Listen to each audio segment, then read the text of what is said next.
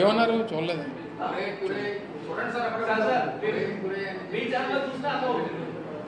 నాకేం ఛానల్ లేదే, నాకు లేదు, నాకేం ఛానల్ లేదు. చూస్తాను అందులో ఏమైంది సి ఇన్సిడెంట్లో నేను కూడా విన్నాను, చూసింది లేదు కానీ విన్నాను నేను మీరు చెప్పింది. ఒక సెన్సిటివ్ ఇష్యూ, ఒక గిరిజన మహిళకి సంబంధించి, గిరిజన అధికారికి సంబంధించి వారి భర్త ఒక లేఖ రాశాడు. అంటే అందులోని ఎవరో ప్రాముఖ్యంగా ఒక పేరు ఉంది కదా అని చెప్పి ఎవరు పడితే వాళ్ళకి అంటగట్టేస్తే ఎవరికైనా కోపం రాదు చెప్పు. అందులోని ఆ అధికారిని వచ్చి క్లియర్గా ఆ ముందు రోజు ఎప్పుడో ఒక ప్రెస్ మీట్ పెట్టి ఈ బిడ్డకు పలానా వాడు తండ్రి అని చెప్పిన తర్వాత కూడా ఆ వ్యక్తి వచ్చి మీరు ఆయన తీసుకుని ఆడికి ఢిల్లీ వెళ్ళారట కదా అని చెప్పిన కరెక్టేనా? సరే ఆ పరిస్థితుల్లో ఏదో మాట్లాడి ఉంటారేమో అన్నటువంటిది నా అభిప్రాయం. ఏది ఏమైనప్పటికీ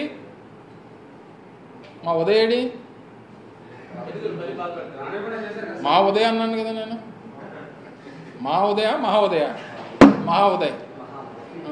ఉదయ్ తర్వాత మా శ్రీనివాస్, శ్రీనివాస్.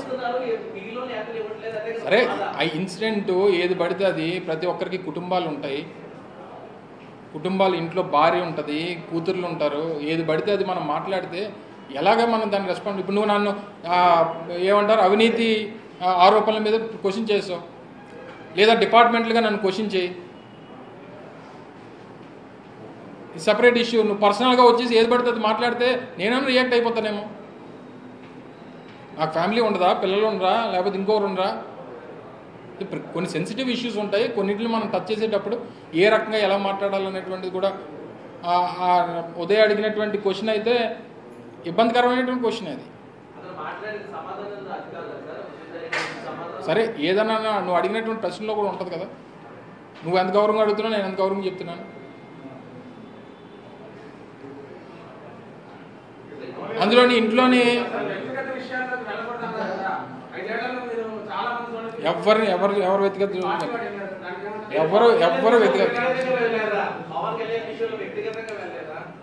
ఎవరన్నా వ్యక్తిగతంగా ఏం వెళ్ళాం మేము?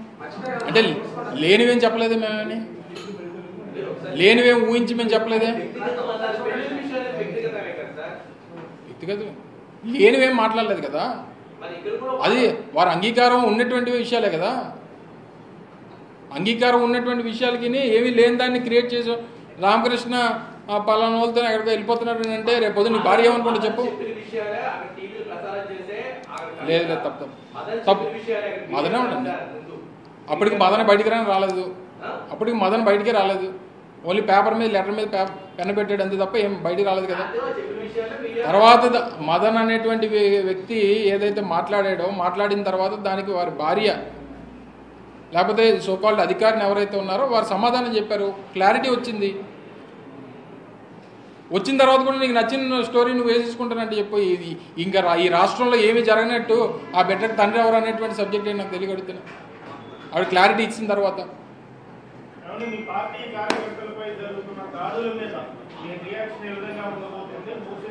చెప్పాం కదా, మేము we are with the party cadre.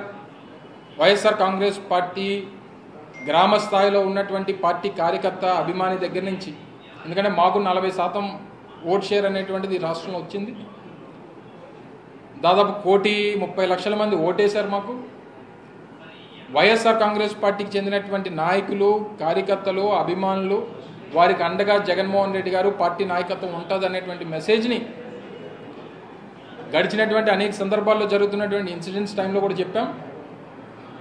నిన్న జరిగినటువంటి అత్యంత కిరాతకమైనటువంటి ఇన్సిడెంటు, దానికి ఈ రాష్ట్రం ఏ రకంగా ఒక్కసారి ఉలిక్కబడిందో చూసాం. వారి కుటుంబానికి ధైర్యాన్ని నింపడానికి రేపు జగన్మోహన్ రెడ్డి గారు కూడా వారిని కలవబోతున్నారు. Thank you.